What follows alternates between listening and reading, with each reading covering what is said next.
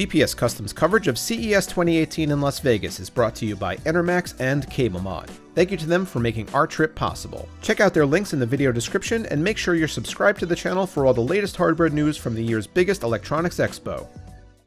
I decided I needed to relax a little bit, so I came over to the Thermaltake suite. We were here in the Venetian. They got a couple new cases and some new water cooling components that they're showing off, so we're going to take a look at that right now. So let's start off right here. Thermaltake is celebrating their 20th year in operation, and they have debuted the Level 20. Now, you guys may have seen this on some footage from Computex. This is kind of a more polished product, although clearly not yet completely finished. There's definitely some issues still with the fitment on here and whatnot, but this is meant more of kind of a proof of concept right now. But this will be something that Thermaltake does release in 2018, probably around June. The multi-chamber design is very unique. Everything is obviously tempered glass. All the doors are hinged, so you have your separated power supply chamber. You have your separated motherboard and graphics card chamber. We could open up and take a look at. And then obviously we have another chamber over here. And this is actually pretty cool, because you could line this with drive bays, you could use it for a radiator and a pump and res, as you can see here. But just this kind of a concept, while not very practical, it's pretty neat to see that, just to kind of see what is possible with case design, because as opposed to everybody doing the same square box, Thermaltake is kind of taking it to another level. Level 20, you might say.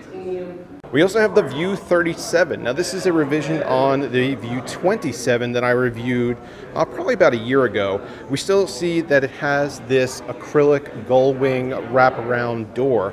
It goes all the way to the bottom of the case. So the visual appeal of this case is pretty obvious. It's actually pretty unique in the way it looks on your desk. It almost looks like there's no case there. It's just kind of sitting out in the open, which is pretty neat.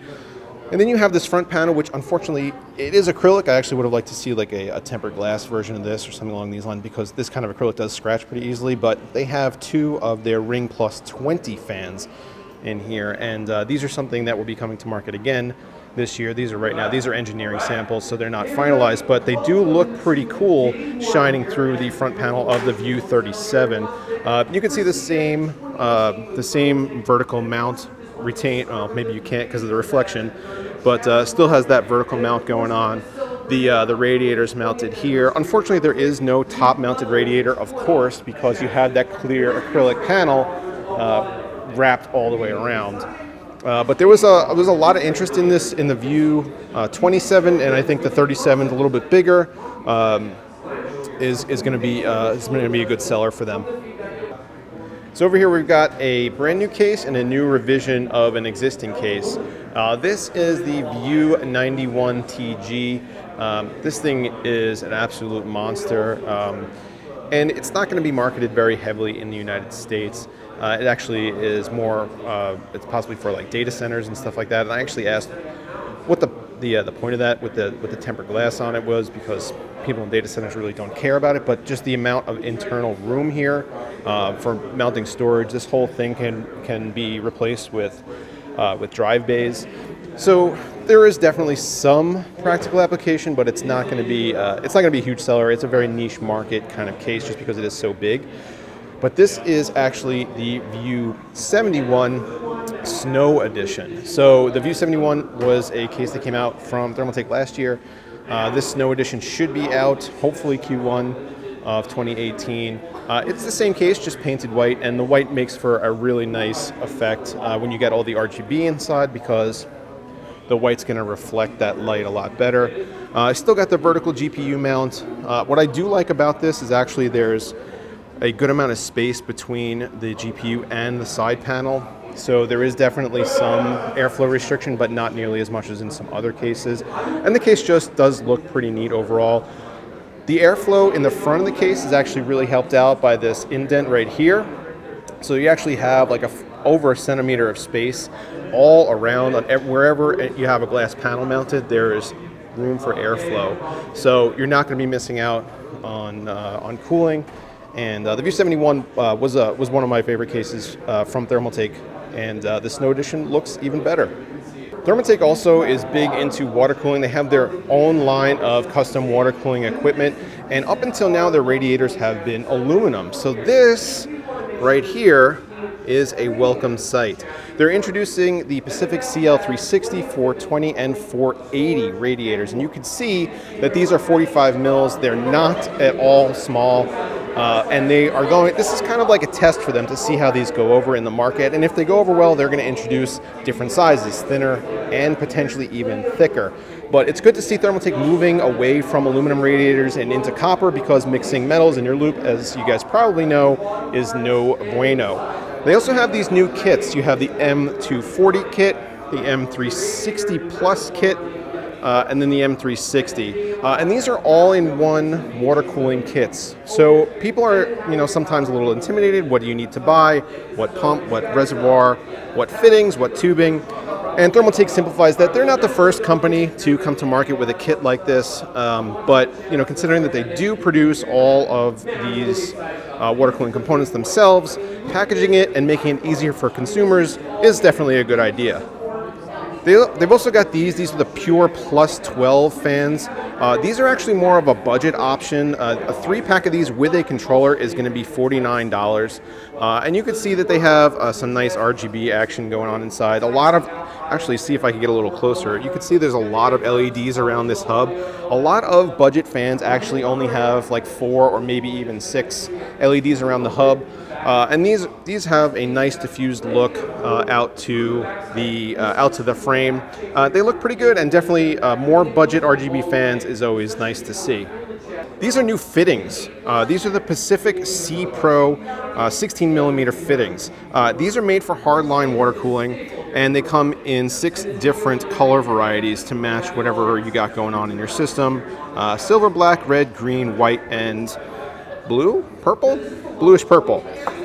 So the cool thing about these fittings, and I'll demo this right now, is that you can actually, they have a very low Z height. When they're attached to whatever, radiator or pump or block, they have sometimes a little bit difficult to maneuver because you have the bottom of the fitting getting in the way.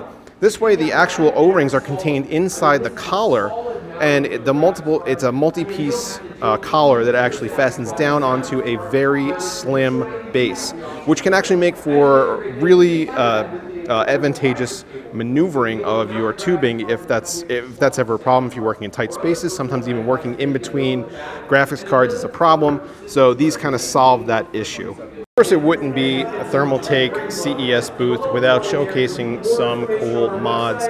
This is actually a Superman mod. If we swing around to the front, this was done by Mark Molella, and this is in their View 71 chassis. But you can actually see inside they're showing off some prototype tubing. This is actually PETG tubing that is wrapped with, I've been told, some kind of vinyl application to make it appear to be chrome, shiny, nickel-plated looking. And they're still working on it because, as you guys can maybe see, where it bends, it gets a little dull. So where the material gets stressed, you see it actually loses its sheen.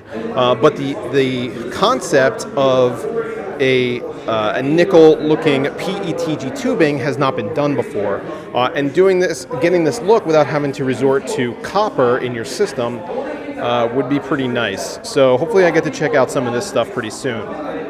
And this crazy looking thing in a Thermaltake P90 chassis is done by my buddy Stu Tonks of GGF Events. He put all new acrylic panels along the backside of the P90 to make those pass-throughs look super sexy. All the water cooling parts are, of course, from Thermaltake, with the exception of the block on the Zotac 1080. But that coolant, let's see if we can get a little closer here, that coolant right there is actual black coolant. That's not black tubing, that's black coolant. And mixing black coolant has forever been a problem. You can never really get the mix right. But this looks perfectly opaque and perfectly black, which is pretty cool, and that is a Thermaltake product. So yeah, Stu's work is just awesome. And the last case here is from Mike Petrins. This is in a View 71, and this actually won a modding competition. You can see his trophy right over here. But he actually built a full DJ setup into a View 71 and it is functional. So these are speakers right here. He's got an actual mixer up here, and it's controlled by his phone, and then obviously custom panels all around, and with an Overwatch logo on the front too. So this is pretty nuts, but it kind of shows you what you could do with these chassis. They're definitely primed for modding. They're of good size, good construction, especially like the View 71 has proven very popular for modders. So that's it from the Thermaltake suite, guys. Thanks for watching. Thanks for tuning in. Also, thanks to our sponsors, Enermax and CableMod. And stay tuned. CES 2018 rolls on.